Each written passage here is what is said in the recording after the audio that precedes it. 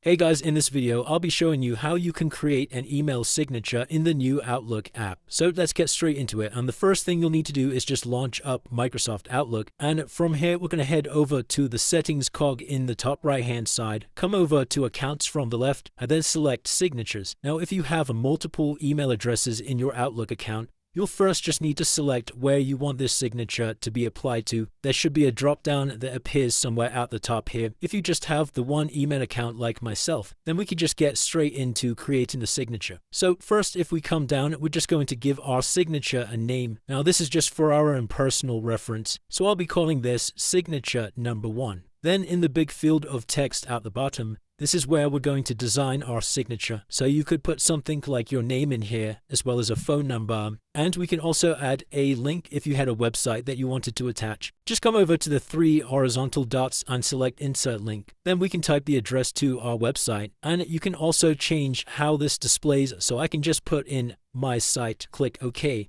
As you can see, that's now inserted their link into the signature. And we can also add an image as well. If we come down to the bottom left and select Insert Picture, then you can add your logo or something like that to the bottom. And if it comes out too big, you can always just resize it by using these edges and just dragging them to resize it accordingly. And of course, you've got all of the standard formatting options down here like bold and italics. And once you've finished setting up your signature, we just need to scroll down to the bottom and hit save. Once you've saved your signature, we're then going to come into select default signatures at the bottom here, and you can decide where you want these signatures to be displayed. So if I go ahead and select my signature for new messages, that means every time we compose a message in Outlook, the signature is going to be attached. And we can also do the same for when we reply to emails by selecting our signature down here and pressing save. Now, if I head back over to my email client and come over to new email, you can see right at the bottom down here, we now have our email signature attached. And it's as simple as that, guys. That's how you create an email signature inside of the new Outlook.